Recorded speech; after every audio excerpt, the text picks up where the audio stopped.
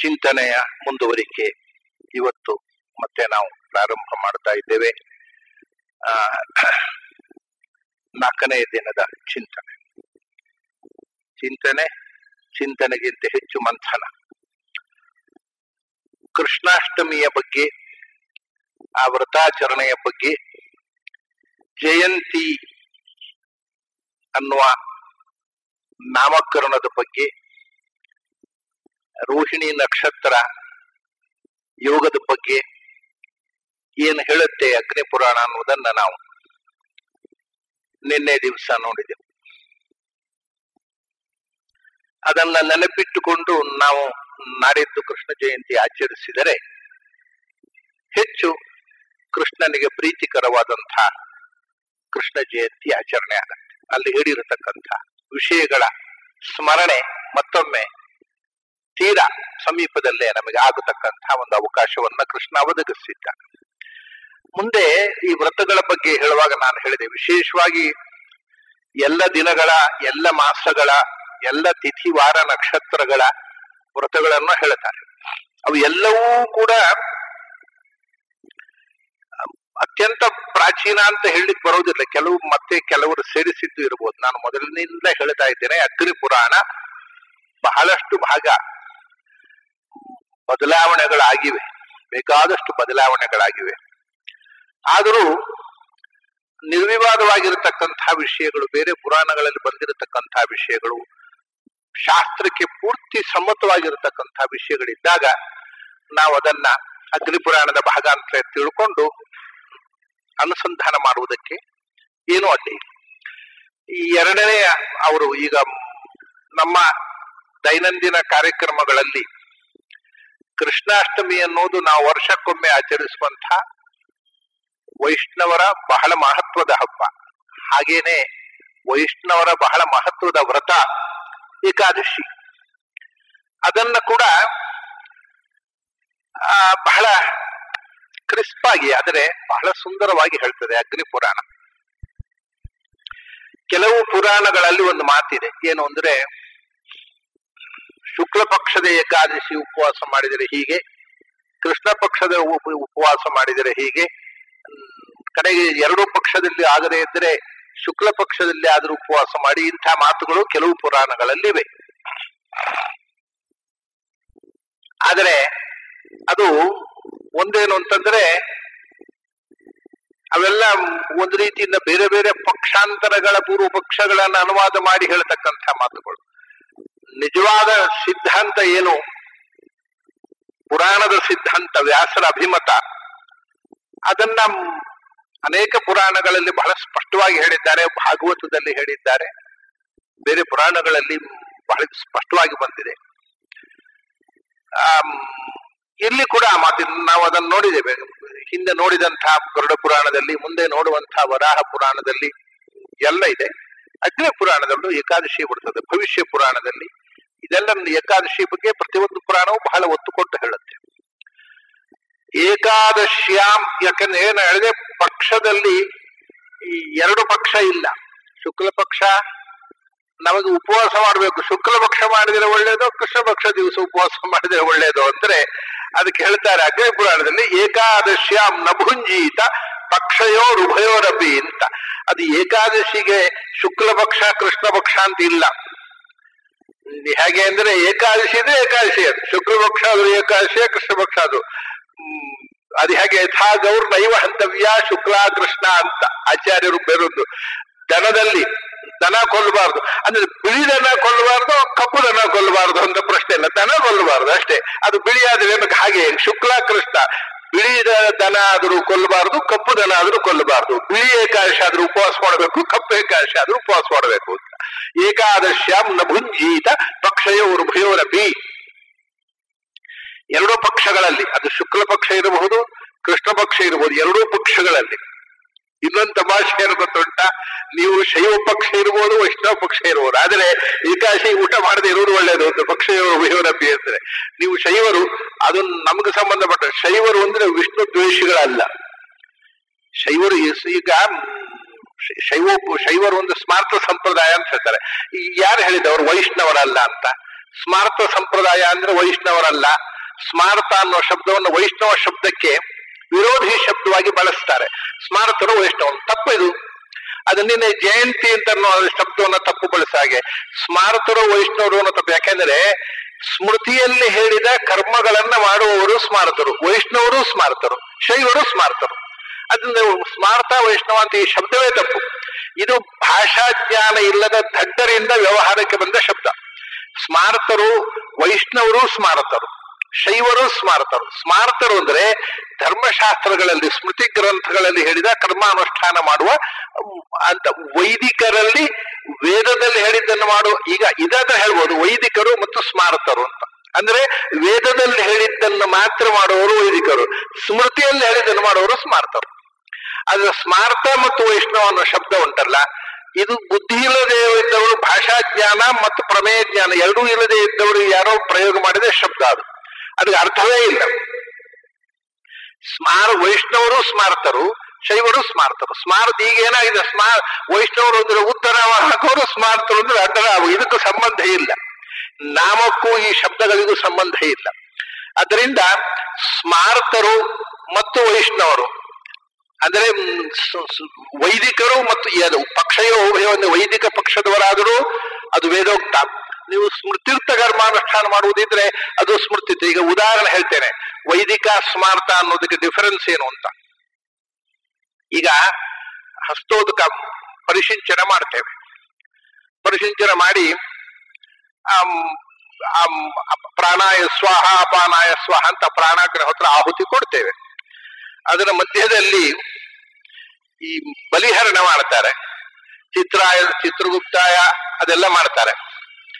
ಈ ಪ್ರಾಣಾಯ ಸ್ವಾಹ ಅಂತ ಆಪೋಷಣ ತಗೊಂಡು ಪ್ರಾಣಾಗ್ನಿಹೋತ್ರ ಉಂಟಲ್ವಾ, ಇದು ವೈದಿಕ.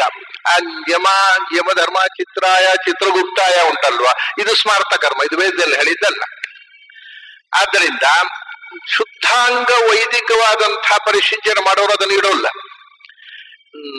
ನಿಮಗೆ ಗೊತ್ತಿರ್ಬೋದು, ಸ್ವಾಮಿಗಳು ಚಿತ್ರಾಹುತಿ ಇಡೋಲ್ಲ. ಪ್ರಾಣಾಯ ಅದರಿಂದ ವೈದಿಕ ಕರ್ಮ ಸ್ಮಾರ್ತ ಕರ್ಮ ಅಂದ್ರೆ ಒಂದೇ ಕರ್ಮದಲ್ಲಿ ಎರಡು ತೋರಿಸಿದ್ ನಾನು. ಚಿತ್ರಾಹುತಿ ಇಡುವುದು ಸ್ಮಾರ್ತ, ಪ್ರಾಣಾಗ್ನಿಹೋತ್ರ ವೈದಿಕ. ಎರಡನ್ನು ಒಟ್ಟು ಮಾಡಿ ಚಿತ್ರಾಹುತಿ ಇಟ್ಟು ಪ್ರಾಣಾಹುತಿ ತಗೊಳ್ತಾರೆ. ಇದಕ್ಕೆ ವೈದಿಕ. ಮತ್ತು ಅದರಿಂದ ಏಕಾದಶಿ ಅನ್ನೋದು ಉಭಯೋರಪಿ, ವೈದಿಕರಿಗೂ ಏಕಾದಶಿ ವಿಹಿತ, ಸ್ಮೃತಿಗೂ ವಿಹಿತ. ಶ್ರುತಿ ಸ್ಮೃತಿ ವಿಹಿತ ಅಂದ್ರೆ ಉಭಯೋ ಅಂದ್ರೆ ಶ್ರುತಿ ಸ್ಮೃತಿಗಳ ಎರಡಕ್ಕೂ. ಹಾಗೆ ಶೈವರಿಗೆ ವೈಷ್ಣವರಿಗೆ, ಶೈವರಿಗೆ ಏಕಾದಶಿ ನಿಷಿದ್ಧ ಅಲ್ಲ. ಶಿವಭಕ್ತರಿಗೂ ಏಕಾದಶಿ ವಿಹಿತ, ವಿಷ್ಣು ಭಕ್ತರಿಗೂ ಏಕಾದಶಿ ವಿಹಿತ. ಯಾಕೆಂದ್ರೆ ಶೈವರು ವಿಷ್ಣು ದ್ವೇಷಿಗಳಲ್ಲ. ಯಾಕಂದ್ರೆ ಅದರಲ್ಲಿ ಎರಡು ಉಂಟು. ಹೇಗೆಂದ್ರೆ ಅವರು ವಿಷ್ಣು ದ್ವೇಷಿಗಳಾದ ಶೈವರನ್ನು ವೀರಶೈವರು ಅಂತ. ಅದು ಈ ಶೈವರಿದ್ದಾರಲ್ಲ, ನಮಗೆ ಎಷ್ಟೋ ಮಂದಿ ನಾವು ಸ್ಮಾರ್ತ ಸಂಪ್ರದಾಯದವರು ಅಂತ ಹೇಳ್ತೇವಲ್ಲ, ಅವರು ನಿಜವಾಗಿ ಕಟ್ಟ ಶೈವರಲ್ಲ. ಶಿವನನ್ನ ಮತ್ತು ವಿಷ್ಣುವನ್ನ ಸಮಾನ ಸ್ಕಂಧತೆಯ ಪೂಜೆ ಮಾಡ್ತಾರೆ, ಅಷ್ಟೇ ವ್ಯತ್ಯಾಸ. ವೈಷ್ಣವರಿಗೂ ಅವರಿಗೂ ವ್ಯತ್ಯಾಸ ಏನು ಅಂದ್ರೆ, ವೈಷ್ಣವರು ವಿಷ್ಣುವನ್ನ ಸರ್ವೋತ್ತಮ ಅಂತ ಪೂಜೆ ಮಾಡಿದರೆ, ಅವರು ಶಿವ ಮತ್ತು ವಿಷ್ಣುವನ್ನು ಸಮಾನರು ಅನ್ನುವ ರೀತಿಯಿಂದ ಪೂಜೆ ಮಾಡ್ತಾರೆ. ಆದ್ದರಿಂದ ಏಕಾದಶಿ ಪಕ್ಷಯೋಹೋ ವಯೋಹೋ, ವೈದಿಕ ಪಕ್ಷದಲ್ಲೂ ಸ್ಮಾರ್ತ ಪಕ್ಷದಲ್ಲೂ, ಶೈವ ಪಕ್ಷದಲ್ಲೂ ವೈಷ್ಣವ ಪಕ್ಷದಲ್ಲೂ, ಶುಕ್ಲ ಪಕ್ಷದಲ್ಲೂ ಕೃಷ್ಣ ಪಕ್ಷ, ಎಲ್ಲ ಪಕ್ಷಗಳಲ್ಲೂ ಕೂಡ ಏಕಾದಶಿ ಭೋಜನ ಮಾಡಬಾರದು ಅನ್ನುವಂಥದ್ದು. ಅಂದ್ರೆ ಏನು ಹೇಳಿದಾಗಾಯ್ತು, ಇಟ್ ಈಸ್ ಎರಡು, ಪೂರ್ವ ಪಕ್ಷ ಉತ್ತರ ಸಿದ್ಧಾಂತ. ಪೂರ್ವಪಕ್ಷ ಪ್ರಕಾರವು ಏಕಾದಶಿ ವಿರುದ್ಧ ಅಲ್ಲ, ಉತ್ತರ ಪಕ್ಷ ಪ್ರಕಾರವೂ ಅಲ್ಲ. ಯಾಕೆಂದ್ರೆ ಪೂರ್ವಪಕ್ಷದವರು ಏಕಾದಶಿ ನಿಷಿದ್ಧ. ಯಾವ ಪೂರ್ವಪಕ್ಷ ಏಕಾದಶಿ ನಿಷಿದ್ಧವಾದ ಪೂರ್ವಪಕ್ಷವೇ ಇಲ್ಲ. ಆದ್ರಿಂದ ಯುನಾನಿಮಸ್ ಅಂದ್ರೆ ಏಕಾದಶಿ ಆಚರಣೆ ವ್ರತ ಅನ್ನುವಂಥದ್ದು ವೈಷ್ಣವರು ವಿಶೇಷವಾಗಿ ಪಾಲನೆ ಮಾಡ್ತಾ ಇದ್ದಾರೆ, ಉಳಿದವರು ಬಿಟ್ಟಿದ್ದಾರೆ ಅಷ್ಟೇ ಹೊರತು ಅವರಿಗೆ ನಿಷಿದ್ಧ ಅಲ್ಲ, ಅವರಿಗೂ ಕರ್ತವ್ಯ ಅದು. ಎಲ್ಲಾ ಪಕ್ಷದವರಿಗೂ ಕೂಡ ಏಕಾದಶಿ ಉಪವಾಸ ಅನ್ನೋದು ಲೌಕಿಕ. ಇನ್ನೊಂದು ಎರಡು ಪಕ್ಷ ಲೌಕಿಕ ವೈದಿಕ. ಲೌಕಿಕರಿಗೆ ಕೂಡ ಹೆಂಗಂದ್ರೆ, ನಾನು ಹಿಂದೆ ಹೇಳಿದ್ದೆ, ನಾನು ಏಕಾದಶಿ ವ್ರತ ಅದರಿಂದ ಏನೋ ವಿಷ್ಣು ಪ್ರೀತಿ, ಅದೊಂದು ಪುಣ್ಯಕರ್ಮ, ಅದ ಅನುಷ್ಠಾನದಿಂದ ಪುಣ್ಯ ಇದೆಲ್ಲ ಬಿಟ್ಟು ಬರೇ ಆರೋಗ್ಯದ ದೃಷ್ಟಿಯಿಂದ ನೋಡುವಂತಹ ಮೆಡಿಕಲ್ ಸೈನ್ಸ್, ಅದಕ್ಕೆ ಲೌಕಿಕ. ಅದರ ಪ್ರಕಾರ ಕೂಡ 15 ದಿವಸಕ್ಕೊಮ್ಮೆ ನಿರ್ಜಲ ಉಪವಾಸ ಮಾಡುವುದು ಆರೋಗ್ಯಕ್ಕೆ ಬಹಳ ಒಳ್ಳೆಯದು ಅಂತ ಅಲೆಕ್ಸಿಸ್ ಕಾಲೆಲ್ ಮ್ಯಾನ್ ದಿ ಅನ್ನೋನ್ನಲ್ಲಿ ಬರೀತಾರೆ. ಹೇಳ್ತಾನೆ ನಿರ್ಜಲ ಉಪವಾಸ ಮಾಡಿದರೆ ಬಹಳ ಒಳ್ಳೆಯದು. ಅಂತ ರೀತಿಯಿಂದ ಅಭ್ಯಾಸ ಮಾಡಿಕೊಂಡವರು ಡಾಕ್ಟರ್ ಹತ್ರ ಪ್ರಾಯ ಜೀವಮಾನದಲ್ಲಿ ಬರಬೇಕಾಗೋಲ್ಲ. ಆದರೆ ನಮ್ಮ ಜನರಿಗೆ ತಿನ್ನೋ ಚಟ ಹಬ್ಬಿ ಇಟ್ಟಿದೆ. ಅವರು ನಾವು ಹೇಳಿದ್ರು ಕೇಳೋಲ್ಲ, ತಿಂತಾರೆ ಮತ್ತು ನಮ್ಮ ಹತ್ರ ಮದ್ದಿಗೆ ಬರ್ತಾರೆ ಅಂತ ಹೇಳ್ತಾನೆ ನಿಜವಾಗಿ. ಹಾಗಾಗಿ ಯಾವ ವಿಧದಿಂದ ಉಭಯೋ ಪಕ್ಷಯೋ ಅಂದರೆ ಲೌಕಿಕ ಪಕ್ಷ, ವೈದಿಕ ಪಕ್ಷ, ಶೈವ ಪಕ್ಷ, ವೈಷ್ಣವ ಪಕ್ಷ, ಶುಕ್ಲ ಪಕ್ಷ, ಕೃಷ್ಣ ಪಕ್ಷ, ಸ್ಮಾರ್ತ ಪಕ್ಷ, ವೈದಿಕ ಪಕ್ಷ, ಪೂರ್ವ ಪಕ್ಷ, ಉತ್ತರ ಪಕ್ಷ, ಏನ್ ತಗೊಂಡ್ರು ಪಕ್ಷೆಯವರು ಭಯೋರಪಿ ಯಾರಿಗೂ ನಿಷಿದ್ಧ ಅಲ್ಲ.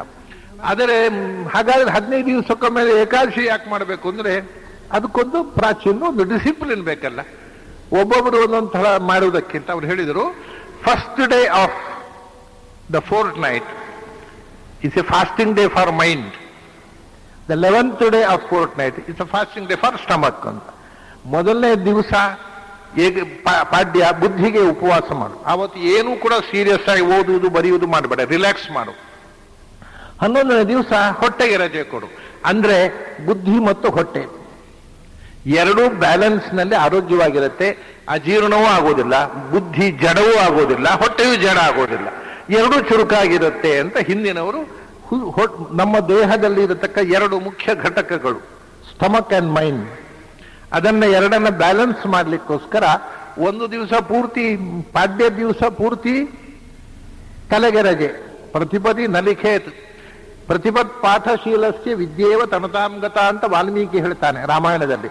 ಸೀತೆ ರಾವಣನ ಕದ್ಕೊಂಡು ಹೋದಲ್ಲ, ಸೀತೆ ತುಂಬಾ ಬೆಂಡಾಗಿದ್ದಾಳೆ. ಎಷ್ಟು ಬೆಂಡಾಗಿದ್ದಾಳೆ ಅಂದ್ರೆ ಪಾಡ್ಯ ದಿವಸ ಓದುವವರ ವಿದ್ಯೆ ಎಷ್ಟು ಕ್ಷೀಣವಾಗಿದ್ದಾಳೆ ಅಂತ ಅದಕ್ಕೆ ಉಪಮಾನ ಕೊಡ್ತಾರೆ. ಪಾಡ್ಯ ದಿವಸ ಪಾಠ ಮಾಡುವವರ ವಿದ್ಯೆ ಹೇಗೆ ಕ್ಷೀಣವಾಗಿ ಹೋಗುತ್ತೋ ಹಾಗೆ ಕ್ಷೀಣವಾಗಿದ್ದಾಳೆ. ಅದರಿಂದ ಪಾಡ್ಯ ದಿವಸ ಪೂರ್ತಿ ರಜೆ ಬುದ್ಧಿಗೆ. ಅಂದ್ರೆ first day of fourth night, 11th day of fourth night ಪೂರ್ತಿ ರಜೆ ಹೊಟ್ಟೆಗೆ. ಇದಿದ್ರೆ ಹೊಟ್ಟೆ ಮತ್ತು ತಲೆಗೆ ಬ್ಯಾಲೆನ್ಸ್ ಆಗತ್ತೆ. ಆರೋಗ್ಯ ದೃಷ್ಟಿಯಿಂದ ತುಂಬಾ ಒಳ್ಳೆಯ ವಿಧಾನ ಇದು. ನೀವು ಪುಣ್ಯ, ದೇವರು ಎಲ್ಲ, ಸ್ಮಾರ್ತ, ವೈಷ್ಣವ, ಶೈವ, ವಿಷ್ಣು, ಶಿವ ಎಲ್ಲ ಬಿಟ್ಟು ಬಿಡಿ. ಬರೇ ಹೆಲ್ತ್ ಪಾಯಿಂಟ್ ಆಫ್ ವ್ಯೂ ಇದು ಎರಡು ವಿಷಯಗಳು ನಮ್ಮ ಆರೋಗ್ಯಕ್ಕೆ ಬಹಳ ಒಳ್ಳೆಯ ಒಂದು ಡಿಸಿಪ್ಲಿನ್ ಅನ್ನ ತಂದುಕೊಡುತ್ತದೆ ಮತ್ತು ಪರ್ಫೆಕ್ಟ್ ಆದ ಆರೋಗ್ಯಕ್ಕೆ ಕಾರಣವಾಗಿದೆ. ಹಾಗಾಗಿ ಏಕಾದಶ್ಯಾಂ ನ ಭುಂಜೀತ ಪಕ್ಷಯೋರುಭಯೋರಪಿ 15 ದಿವಸಕ್ಕೊಮ್ಮೆ. ಯಾಕೆಂದ್ರೆ ನಮ್ಮ ದೇಹದಲ್ಲಿ ಇರತಕ್ಕಂಥ ಪ್ರತಿಯೊಂದು ಇಂದ್ರಿಯಗಳಿಗೂ ರೆಸ್ಟ್ ಇದೆ. ಪ್ರತಿ ದಿವಸ ರೆಸ್ಟ್ ಇದೆ. ಕಣ್ಣಿಗೆ ರಾತ್ರಿ ಬೆಳಗಿಂದರ್ಗ ರೆಸ್ಟಾ, ಕಿವಿಗೆ ರೆಸ್ಟಾ ಅಂತೂ ನಾವು ನಿದ್ರೆ ಮಾಡುವಾಗ ನಮ್ಮ ಎಲ್ಲಾ ಇಂದ್ರಿಯಗಳು ರೆಸ್ಟ್ ತಗೋತಾವ. ನಿದ್ರೆ ಮಾಡುವಾಗ ಕನಸು ಬೀಳಲ್ಲ, ನಿದ್ರೆ ಮಾಡುವಾಗ ಮನಸ್ಸಿಗೂ ರೆಸ್ಟ್ ಉಂಟಾ?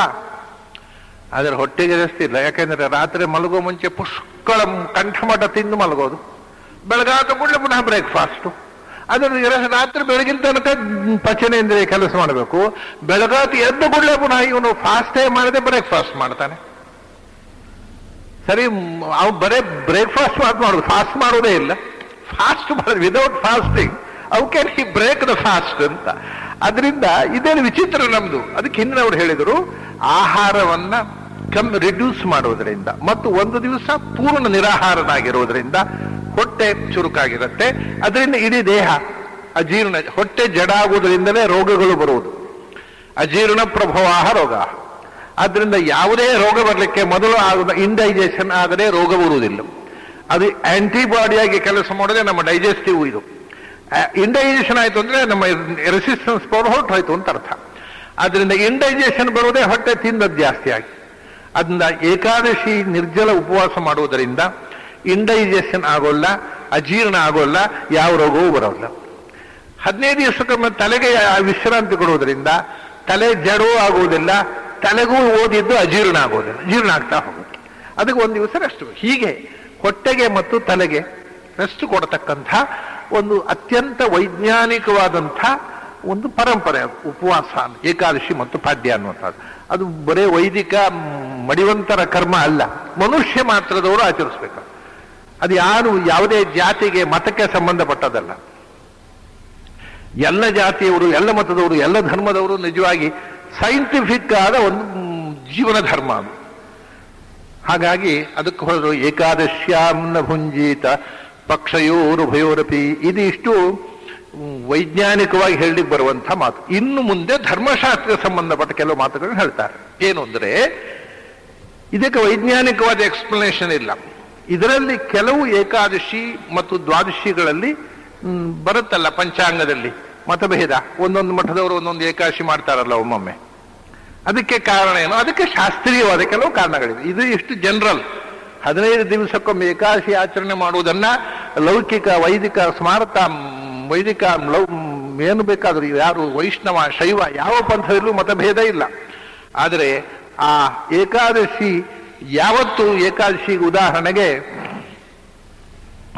ಇವತ್ತು ಫುಲ್ ಏಕಾದಶಿ ಇದೆ ಅಂತ ಇಟ್ಕೊಳ್ಳಿ, ಒಂದು ಪಕ್ಷ ಇದೆ, ಇವತ್ತು ಪೂರ್ಣ ಏಕಾದಶಿ ಇದೆ. ಆದರೆ ಬೆಳಗಿನ ಜಾವ ಸೂರ್ಯೋದಯಕ್ಕಿಂತ ಮುಂಚೆ, ಸ್ವಲ್ಪ ಮುಂಚೆ ದಶಮಿ ಇತ್ತು. ಇವತ್ತು ಪೂರ್ತಿ ಏಕಾದಶಿ, ಆವಾಗ ನಾಳೆ ದ್ವಾದಶಿ, ಹಾಗೆ ಒಂದು. ಅಥವಾ ಇವತ್ತು ಏಕಾದಶಿ ಇದೆ, ಇವತ್ತು ಪೂರ್ತಿ ಇದೆ, ನಾಳೆ ದ್ವಾದಶಿ ಸೂರ್ಯೋದಯ ಆದ್ಮೇಲೆ ಒಂದು ಗಳಿಗೆ ಇದೆ ಏಕಾದಶಿ ತಿಥಿ. ನಾಳೆ ಇರುವುದು ಒಂದೇ ಗಳಿಗೆ, ಇವತ್ತು ಪೂರ್ತಿ ಇದೆ, ಇಡೀ ದಿವಸ ಇದೆ. ಆವಾಗ ಯಾವ ಏಕಾದಶಿ ಉಪವಾಸ ಮಾಡಬೇಕು? ಇದು ಶಾಸ್ತ್ರಕ್ಕೆ ಸಂಬಂಧಪಟ್ಟ. ಇದಕ್ಕೆ ಮೆಡಿಕಲ್ ಸೈನ್ಸ್ ಏನು ಹೇಳೋಲ್ಲ.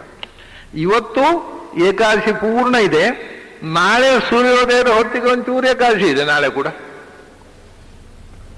ಆಗ ಜನರಲ್ಲಿ ಏನು, ಅರೆ ಇಡೀ ದಿವಸ ಏಕಾದಶಿ ಇವತ್ತಿರೋದಲ್ಲ, ಇವತ್ತೇ ಉಪವಾಸ ಮಾಡಿ ಅಂತ ಹೇಳ್ತೇವೆ. ಆದರೆ ಶಾಸ್ತ್ರಕಾರ ಹೇಳ್ತಾರೆ, ದ್ವಾದಶೇಕಾದಶಿ ಯುಕ್ತ, ದ್ವಾದಶೇಕಾದಶಿ ಯತ್ರ ತತ್ರ ಸನ್ನಿಹಿತೋ ಹರಿಹಿ. ಏಕಾದಶಿ ಮತ್ತು ದ್ವಾದಶಿ ಎರಡು ತಿಥಿಗಳು ಎಲ್ಲಿ ಒಟ್ಟಾಗ್ತಾವೋ ಅಲ್ಲಿ ಭಗವಂತನ ವಿಶೇಷ ಸನ್ನಿಧಾನ. ಅಂದರೆ ಮರುದಿವಸ ದ್ವಾದಶಿ ಉಂಟಲ್ಲ, ಆವತ್ತು ಒಂಚೂರು ಏಕಾದಶಿ ಉಂಟಲ್ಲ, ಎರಡು ಒಟ್ಟಾಯ್ತಲ್ಲ, ಎರಡು ತಿಥಿ ಏಕಾದಶಿ ಮತ್ತು ದ್ವಾದಶಿ ಒಟ್ಟಾಯ್ತಲ್ಲ, ತತ್ರ ಸನ್ನಿಹಿತೋ ಹರಿಹಿ. ಈ ಏಕಾದಶಿಗಿಂತ ಹೆಚ್ಚು ಭಗವಂತನ ಸನ್ನಿಧಾನ. ಯಾಕಂದ್ರೆ ಏಕಾದಶಿ ದಿವಸ ಆರಾಧ್ಯನಾದ ಭಗವಂತನೂ ಅಲ್ಲಿದ್ದಾನೆ, ದ್ವಾದಶಿ ದಿವಸ ಆರಾಧ್ಯನಾದ ಭಗವಂತ, ಎರಡು ತಿಥಿಗಳರು ನಿಯಾಮಕನಾಗಿ ಭಗವಂತನ ಸನ್ನಿಧಾನ ಇದೆ ಯಾವತ್ತು. ಆದ್ದರಿಂದ ತತ್ರ ಕ್ರತು ಶತಂ ಪುಣ್ಯಂ ತ್ರಯೋದಶ್ಯಾಂತು ಪಾರಣಂ. ಆವತ್ತು ಮರುದಿವಸ ಅಂದ್ರೆ ದ್ವಾದಶಿ ದಿವಸ ಉಪವಾಸ ಮಾಡಿ, ಏಕಾದಶಿ ಒಂಚೂರು ಉಂಟಲ್ವಾ, ಫುಲ್ಲು ದ್ವಾದಶಿ, ಆವತ್ತು ಉಪವಾಸ ಮಾಡಿ. ಯಾಕೆಂದ್ರೆ 100 ಅಶ್ವಮೇಧ ಯಾಗ ಮಾಡಿದ ಪುಣ್ಯ ಬರುತ್ತೆ ಮರುದಿವಸ ಮಾಡಿದರೆ. ಮುಂಚಿನ ದಿವಸ ಮಾಡಬೇಡಿ, ಇಡೀ ದಿವಸ ಏಕಾದಶಿ ಇದ್ದ ದಿವಸ ಮಾಡಬೇಡಿ, ಚೂರು ಏಕಾದಶಿ ಇದ್ದು ದ್ವಾದಶಿ ದಿವಸ ಏಕಾದಶಿ ಮಾಡಿ.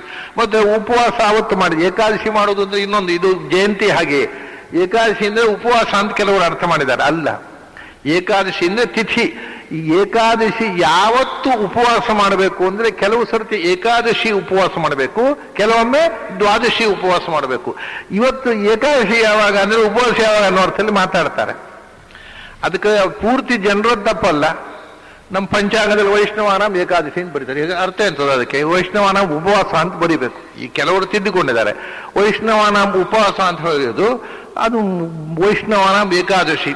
ಕಡೆಗೆ ಭಾಗವತ ವೈಷ್ಣವ, ನಮ್ಮ ಕಡೆಗೆ ಭಾವೈಕಾದಶಿ ಅಂತ. ಅದು ಏನು ಶಬ್ದ? ಅದೆಲ್ಲ ಪಂಚಾಂಗದ ಸೃಷ್ಟಿ. ಭಾಗವತ ವೈಷ್ಣವ ಏಕಾದಶಿ ಹೋಗಿ ಭಾವೈಕಾದಶಿ ಆಗ್ಬಿಟ್ಟಿದೆ. ಯಾವ ಭಾವ ಯಾವ ಅಳಿಯ ಯಾರಿಗೂ ಗೊತ್ತಿಲ್ಲ. ಅದು ಈ ವಿಚಿತ್ರವಾದಂತಹ ಶಬ್ದಗಳೆಲ್ಲ ಸೃಷ್ಟಿಯಾಗಿದ್ದಾವೆ ಪಂಚಾಂಗದಲ್ಲಿ. ಅದರಿಂದ ನಿಜವಾಗಿ ಏಕಾದಶಿ ಎಲ್ಲರಿಗೂ ಒಂದೇ. ದ್ವಾದಶಿ ದಿವಸ ಉಪವಾಸ ಮಾಡುವವರೆಗೂ ಜಪದಲ್ಲಿ ಏಕಾದಶ್ಯಾಂ ಪುಣ್ಯತಿಥು ಅಂತ ಮುಂಚಿನ ದಿವಸ ಮಾಡೋದು, ಮರುದಿವಸ ದ್ವಾದಶ್ಯಾಂ ಪುಣ್ಯತಿಥು ಅಂತ. ಆದರೆ ಉಪವಾಸ ಯಾವತ್ತು ಅಂದ್ರೆ ಏಕಾದಶಿ ದಿವಸ ಅಲ್ಲ, ದ್ವಾದಶಿ ದಿವಸ ಅಷ್ಟೇ. ಯಾವ ದಿವಸ ಅವತ್ತು ದ್ವಾದಶಿ ಉಪರಿ ದ್ವಾದಶಿ ಇರಬಹುದು ಮರುದಿವಸ, ಆದರೆ ಏಕಾದಶಿ ಮುಂಚಿನ ದಿವಸ ಅಲ್ಲ, ಮರುದಿವಸಕ್ಕೆ ಒತ್ತು ಇರುವುದರಿಂದ ದ್ವಾದಶಿಯಿಂದ ಕೂಡಿದ ಏಕಾದಶಿ ಉಪವಾಸ ಮಾಡು. ಇಷ್ಟೇ ವಿಷಯ. ದಶಮಿಯಿಂದ ಕೂಡಿದ ಏಕಾದಶಿ ಉಪವಾಸ ಮಾಡಬೇಡ. ದ್ವಾದಶಿಯಿಂದ ಕೂಡಿದ ಏಕಾದಶಿಯಲ್ಲಿ ವಿಶೇಷ ವಿಷ್ಣು ಸನ್ನಿಧಾನ. ಆ ಏಕಾದಶಿ ಮಾಡಿದರೆ ತತ್ರ ಕ್ರತುಶತಂ, 100 ಯಾಗ ಮಾಡಿದಂತಹ ಪುಣ್ಯ. ಹಾಗಾದ್ರೆ ಉಪವಾಸ ಆಯ್ತು. ಪಾರಣ ಯಾವಾಗ? ದ್ವಾದಶಿ ಉಪವಾಸ. ಏಕಾದಶಿ ಉಪವಾಸ ಆದ್ರೆ ದ್ವಾದಶಿ ಪಾರಣ, ದ್ವಾದಶಿ ಉಪವಾಸ ಆದ್ರೆ ತ್ರಯೋದಶಿ ಅಂತ ಪಾರಣ. ತ್ರಯೋದಶಿ ದಿವಸ ಊಟ ಬೆಳಿಗ್ಗೆ ಬೇಗ. ಹಾಗೆ ಮುಂಚಿನ ದಿವಸ ಮಾಡಿದರೆ ಏನು? ಓ, ದಶಿಂ ಏಕಾದಶಿ ಮಿಶ್ರ ನೋಪೋಷ್ಯ ನರಕಾವಹ ಅಂತ. ದ್ವಾದಶಿ ಸೇರಿದಂತಹ ಏಕಾದಶಿ ಉಪವಾಸ ಮಾಡಬೇಕು. ದಶಮಿಯ ಜೊತೆಗೆ ಇರುವ ಏಕಾದಶಿ ಮುಂಚಿನ ದಿವಸ ಉಪವಾಸ ಮಾಡಿದರೆ ನೋಪೋಷ್ಯ ಖಂಡಿತ ಮಾಡಬೇಡಿ. ಮೆಡಿಕಲ್ ಸೈನ್ಸ್ ಪ್ರಕಾರ ಉಪವಾಸ ಆದರೆ ಸೈ, ಧರ್ಮಶಾಸ್ತ್ರ ಪ್ರಕಾರ ಹಾಗಲ್ಲ. ಅದಕ್ಕೆ ದ್ವಾದಶಿಯ ಜೊತೆಗಿರುವ ಏಕಾದಶಿ ದಿವಸವೇ ಉಪವಾಸ ಮಾಡಬೇಕು.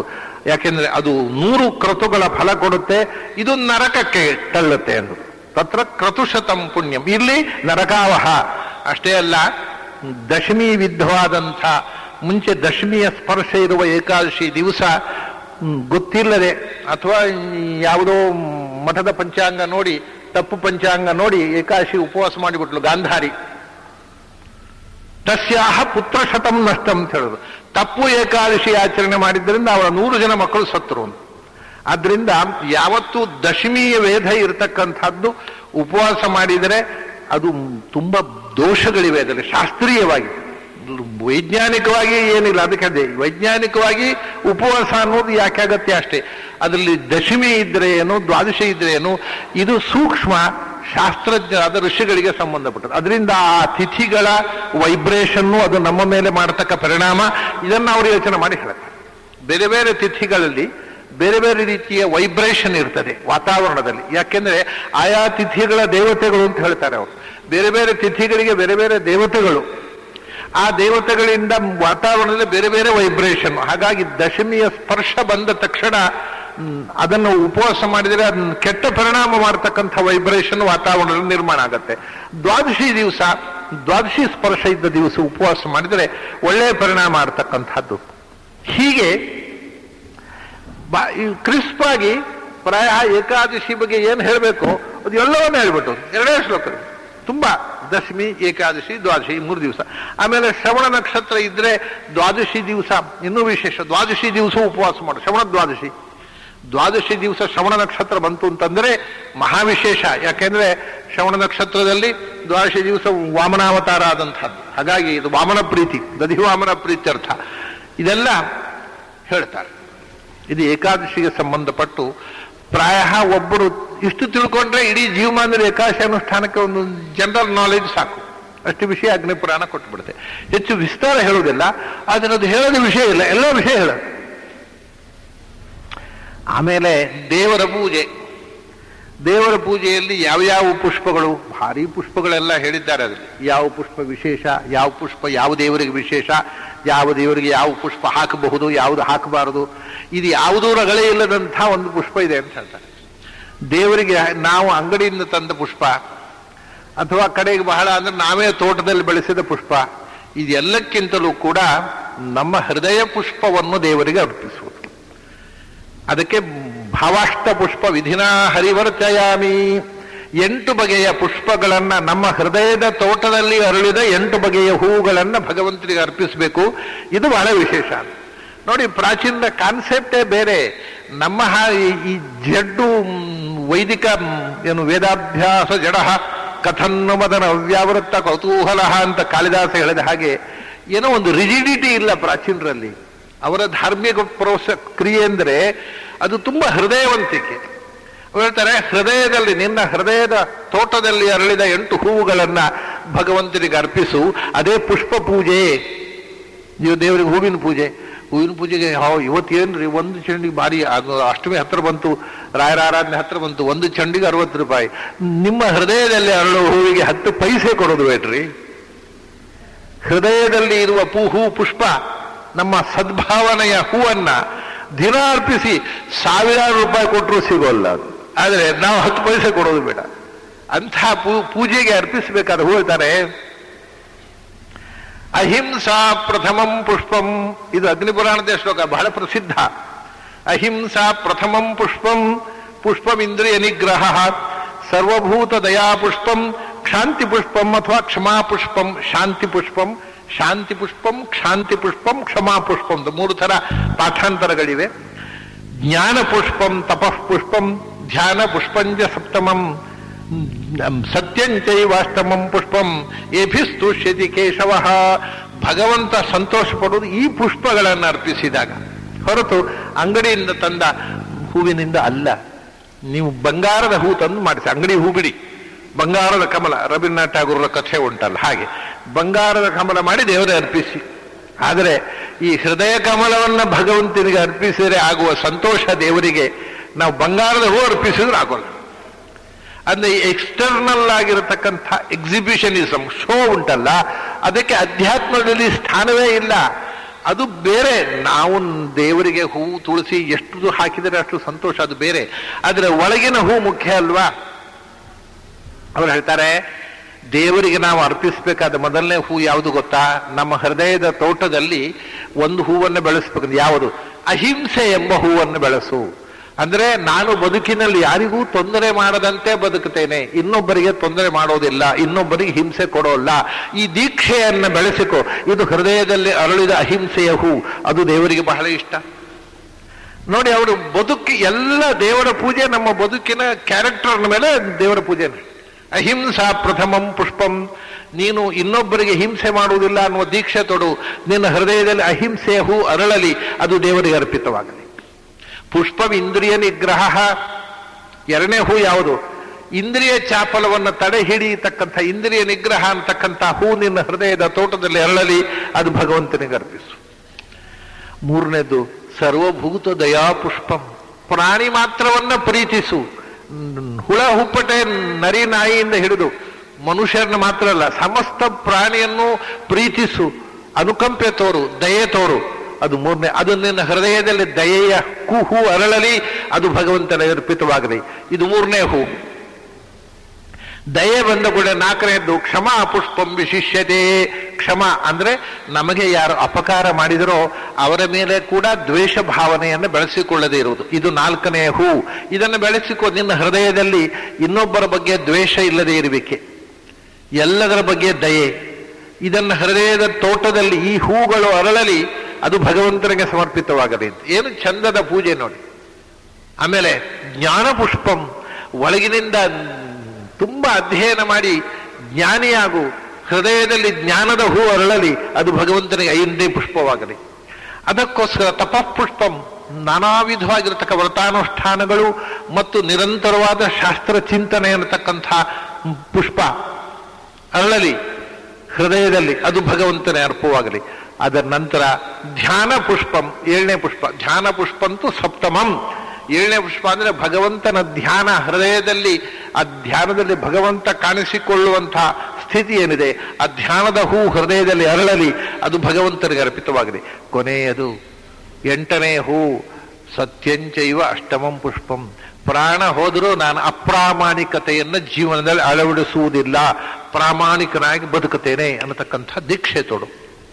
ಇದು ಎಂಟನೇ ಹೂ. ಇದು ನಮ್ಮ ಹೃದಯದಲ್ಲಿ, ಹೃದಯದ ತೋಟದಲ್ಲಿ ನಾವು ಬೆಳೆಸ್ತಕ್ಕಂಥ ಅನರ್ಘ್ಯವಾದ ಬೆಲೆ ಇಲ್ಲದ ಹೂಗಳು, ಅಮೂಲ್ಯ. ಇದು ಬೆಲೆ ಕಟ್ಟಲಾಗದ ಹೂಗಳು. ಅಂಗಡಿಯಲ್ಲೇ 1 ಲಕ್ಷ ರೂಪಾಯಿ ಕೊಡ್ತೇನೆ ಅಂದ್ರೆ ಸಿಗುತ್ತಾ? ತಪಸ್ಸು ಅನ್ನೋ ಹೂ 1 ಲಕ್ಷ ರೂಪಾಯಿ ಕೊಡ್ತೇನೆ ಕೊಡ್ರಿ, ಅಂಗಡಿಯವರು ಕೊಡ್ತಾರ?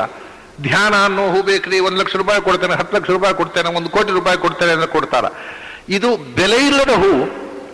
ಆದರೆ ನಮಗೆ ನಿಜ ಬೆಲೆ ಇಲ್ಲದ ಹೂ, 5 ಪೈಸೆ ಖರ್ಚಿಲ್ಲದ ಹೂ.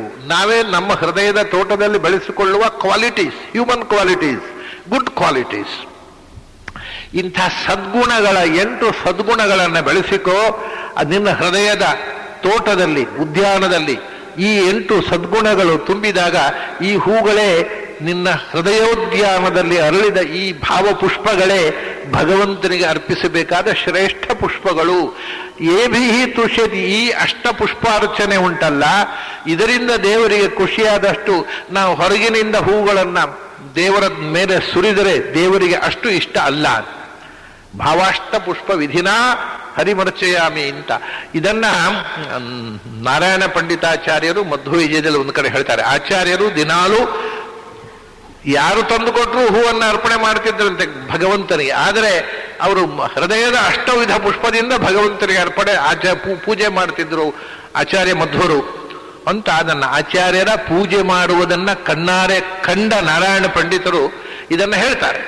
ಉಳಿದ ಪುಷ್ಪಗಳೆಲ್ಲ ಮುಖ್ಯ ಅಲ್ಲ, ಯಾರು ಏನು ತಂದುಕೊಟ್ರೆ ಅವರು ಪಾಪ ಭಕ್ತಿಯಿಂದ ತಂದುಕೊಟ್ಟದ್ದು ಆ ಹೂ ಈ ಹೂ ಎಲ್ಲ ಹಾಕ್ತಿದ್ರು ದೇವರಿಗೆ.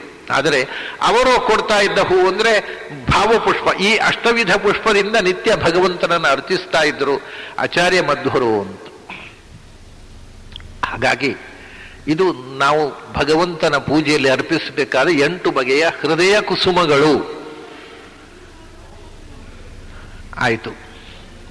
2 ವಿಷಯ, ಪೂಜೆಯಲ್ಲಿ ಬಳಸುವ ಹೂವಿನ ಬಗ್ಗೆ, ಏಕಾದಶಿ ವ್ರತಾನುಷ್ಠಾನದ ಬಗ್ಗೆ, ಈ 2 ವಿಷಯಗಳನ್ನು ಕಂಡೆವು ನಾವು.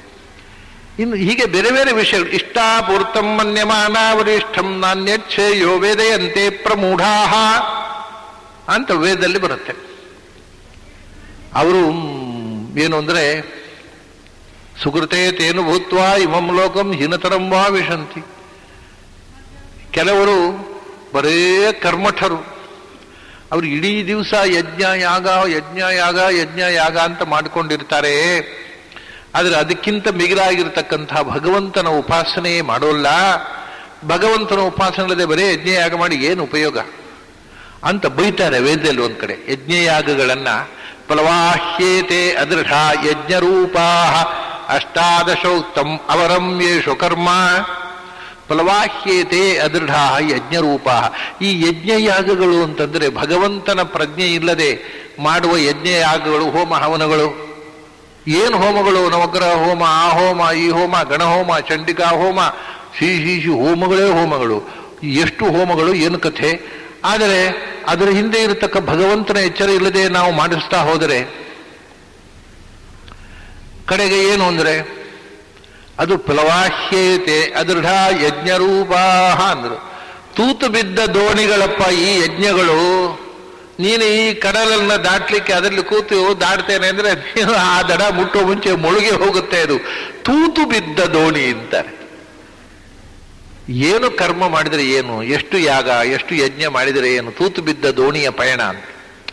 ಪ್ರಾಚೀನರು ಒಂದೊಂದು ಸಂಗತಿಯನ್ನು ಇಷ್ಟು ಪರ್ಫೆಕ್ಟ್ ಆಗಿ ಹೇಳ್ತಾರೆ ಅಂದ್ರೆ ಯಾವುದ್ರ ಬಗ್ಗೆಯೂ ಪಕ್ಷಪಾತ ಇಲ್ಲ ಅವರಿಗೆ. ಯಜ್ಞಯಾಗಗಳನ್ನು ಅಯ್ಯೋ ಭಾರಿ ಪುಣ್ಯಾತ್ಮ ಇಡೀ ದಿವಸ ಯಜ್ಞ ಮಾಡಿದ್ರೆ ಏನಿಲ್ಲ, ತೂತು ಬಿದ್ದ ದೋಣಿ ಇದ್ದು. ಯಾವಾಗ ಹೌದಪ್ಪ, ಎಲ್ಲ ಕರ್ಮಗಳನ್ನ ನಮ್ಮಿಂದ ಮಾಡಿಸುವ ಭಗವಂತನ ಎಚ್ಚರ ಇಲ್ಲದೆ ಸುಮ್ಮನೆ ಹೊಗೆ ತಿಂದು ಸಾಯುವವರು ಅಗ್ನಿಮುಗ್ಧ ಧೂಮತಾಂತಹ ಒಂದೇ ಏನು ಬೈತಾರೆ ನೋಡಿ. ಈ ಬೆಂಕಿ ಬುಡದಲ್ಲಿ ಕೂತು ಅಗ್ನೇ ಸ್ವಾಹ ಅಗ್ನೇ ಇದನ್ನ ಅಗ್ನಿಮುಗ್ಧ, ಬೆಂಕಿ ಮರಳಾದವು ಬೆಂಕಿ ಬುಡದಲ್ಲಿ ಕೂತಿರ್ತವೆ, ಧೂಮತಾಂತ ಹೊಗೆ ತಿಂದು ಸಾಯುವವುಗಳು ಅಂತಾರೆ. ಯಾವ ವಿಚಾರವಾದಿಗಳು ಯಾವ ಬಂಡಾಯ ಸಾಹಿತಿಗಳಿಗೂ ಕಮ್ಮಿ ಇಲ್ಲ ಬೈಲಿಕ್ಕಾಗುವಾಗ. ಹೌದರೆ ಹೋಮ ಹವನ ಮಾಡುವವರು ಹೊಗೆ ತಿಂದು ಸಾಯ್ತಾವೆ. ಯಾಕೆ ಹೊಗೆ ತಿಂತಾವೆ ಇವು? ಅದರ ಹಿಂದೆ ಇರತಕ್ಕ ಭಗವಂತನ ಎಚ್ಚರ ಇಲ್ಲದೆ ಇದ್ರೆ ಯಜ್ಞ ಮಾಡಿ ಏನು ಉಪಯೋಗ? ಹೊಗೆ ತಿಂದು ಸಾಯುವವರು ಅಂತ. ಅಗ್ನಿಮುಗ್ಧಾ ಧೂಮತಾಂತಹ ಸ್ವಂ ಲೋಕಂ ನ ವಿದಂತಿತೆ. ಅದರಿಂದ ಇಷ್ಟ ಕೆಲವರಿಗೆ ಇಷ್ಟಾಪೂರ್ತಂ, ಎರಡೇ ಇಷ್ಟ ಮತ್ತು ಪೂರ್ತ, ಅದರ ಆಚೆಗೆ ಏನೂ ಇಲ್ಲ. ಅದು ಏನಪ್ಪ ಇಷ್ಟ ಅಂದ್ರೆ ಏನು, ಪೂರ್ತ ಅಂದ್ರೆ ಏನು? ಈ ಶಬ್ದಗಳ ಬಗ್ಗೆ ಒಂದು ಖಚಿತವಾದಂಥ ಅರ್ಥ ಅಗ್ನಿಪುರಾಣ ಬೇರೆ ಬೇರೆ ಕಡೆ ಬೇರೆ ಬೇರೆ ಅರ್ಥಗಳು ಹೇಳಿದ್ದಾರೆ. ಅಗ್ನಿಪುರಾಣದಲ್ಲಿ ಬಹಳ ಸುಂದರವಾದ ಅರ್ಥ ಹೇಳ್ತಾರೆ. ಪೂರ್ತ ಅಂದರೆ ಏನು? ವಾಪಿ ಕೂಪ ತಡಾಗಾನಿ ದೇವತಾಯತನಾನಿ ಚ ಅನ್ನಪ್ರದಾನಂ ಆರಾಮ ಪೂರ್ತಮಿತ್ಯ ವಿಧೀಯತೆ ಅಂದ್ರು.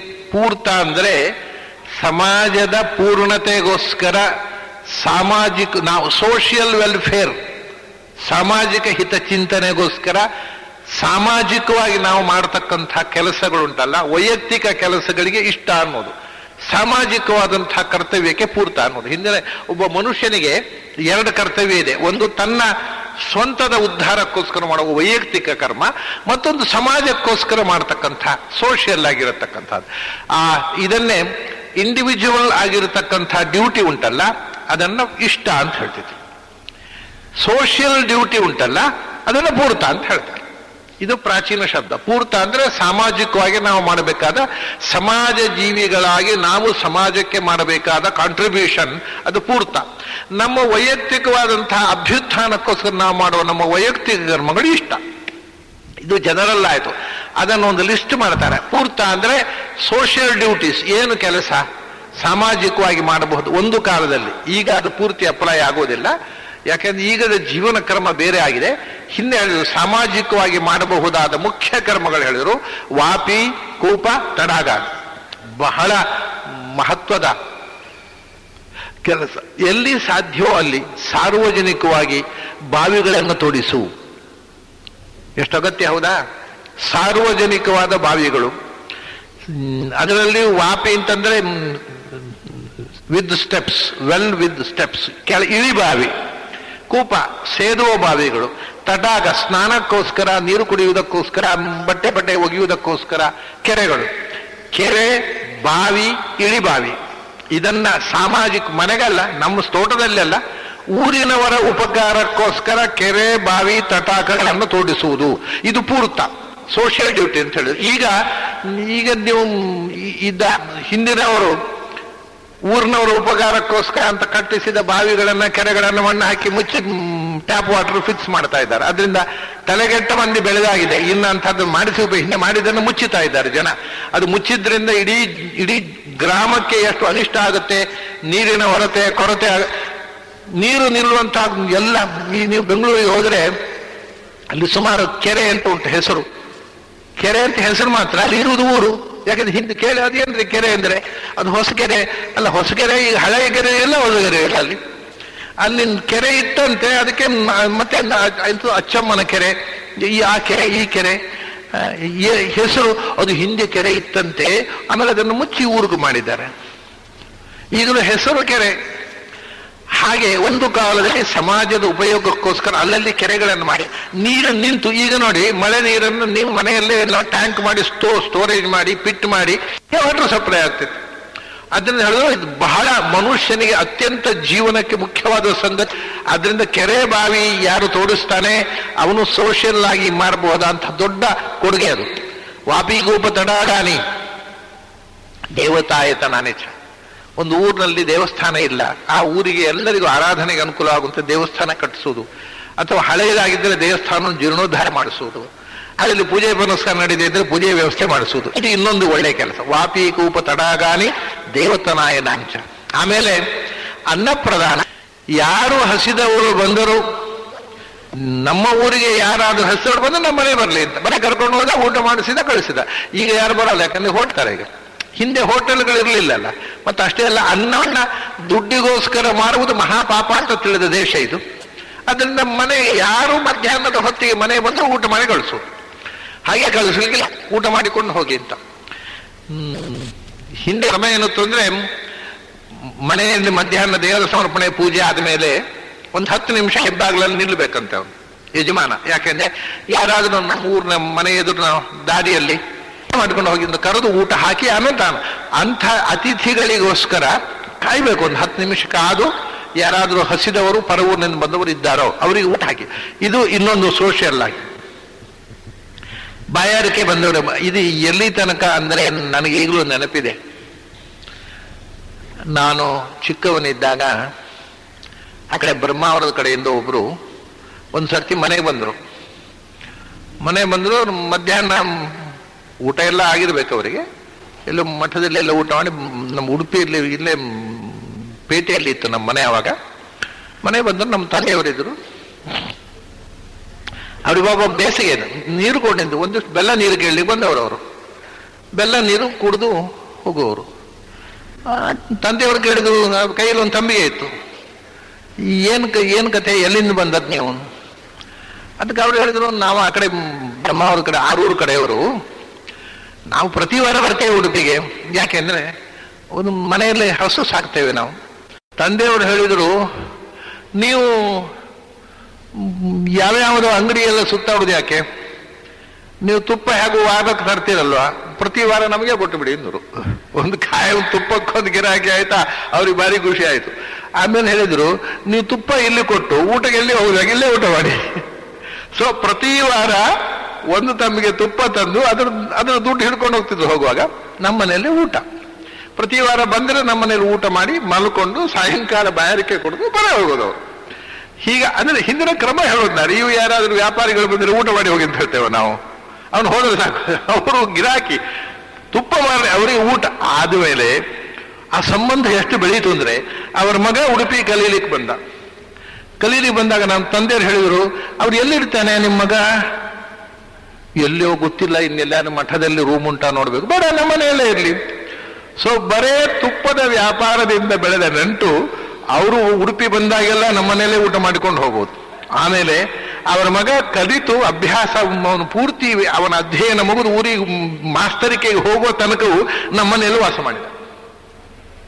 ಇದು ಹಿಂದಿನ ಕಾಲದ ಸೋಷಿಯಲ್ ಡ್ಯೂಟಿ. ಇದೇ ಪೂರ್ತ ಅನ್ನಪ್ರದಾನಂ. ಆಮೇಲೆ ಕೊನೆಯದ್ದು ಹೇಳ್ತಾರೆ ಆರಾಮ. ಆದಷ್ಟು ಹೂವಿನ ಹಣ್ಣಿನ ಅಥವಾ ದೊಡ್ಡ ದೊಡ್ಡ ಮರಗಳು, ನೆರಳು ಕೊಡತಕ್ಕ ಮರಗಳು, ಆದಷ್ಟು ಮರಗಳನ್ನು ನಡು. ನೋಡಿ, ಯಾವ್ದು ಇವತ್ತು ಇದರ ಯಾವ್ದು ಮಹತ್ವದ್ದಲ್ಲ ಹೇಳಿ, ಎಲ್ಲವೂ ಎಲ್ಲ ಕಾಲದಲ್ಲೂ ಮಹತ್ವದ್ದೇ.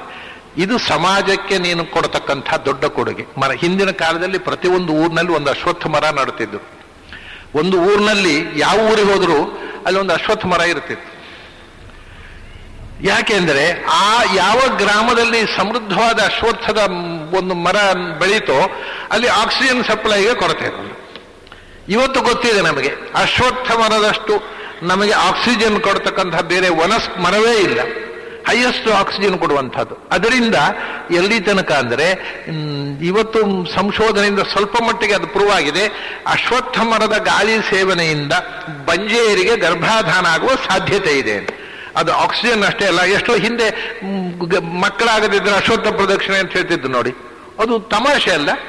ಅದರ ಆಕ್ಸಿಜನ್ನಲ್ಲಿ ಒಂದು ವಿಶಿಷ್ಟವಾದ ಶಕ್ತಿ, ಅದರಿಂದ ನಿಜವಾಗಿ ಮಕ್ಕಳಾಗುವ ಸಾಧ್ಯತೆ ಕೂಡ ಇದೆ ಅಂತ ಇವತ್ತು ವೈದ್ಯ ವಿಜ್ಞಾನ ಅಸ್ಪಷ್ಟವಾಗಿ ಒಪ್ತಾ ಇದೆ. ಪೂರ 100ಕ್ಕೆ 100ರಷ್ಟು ಒಪ್ಪಲಿಕ್ಕೆ ಅವರಿಗೂ ಇನ್ನೂ ಇಷ್ಟ ಇಲ್ಲ, ಆದರೆ ಅನೇಕ ಮಂದಿ ಡಾಕ್ಟರ್ಗಳದನ್ನು ಒಪ್ತಾರೆ.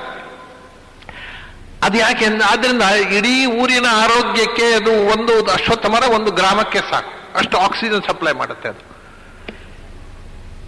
ಇದು ಸಮಾಜಕ್ಕೆ ನೀನು ಮಾಡಬಹುದಾದ ಪುಣ್ಯ. ಅನ್ನಪ್ರದಾನಂ ಆರವಃ ಪೂರ್ತಮಿತ್ಯ ವಿಧೀಯತೆ. ಆಮೇಲೆ ಇಷ್ಟ ಅಂದರೆ ಏನು?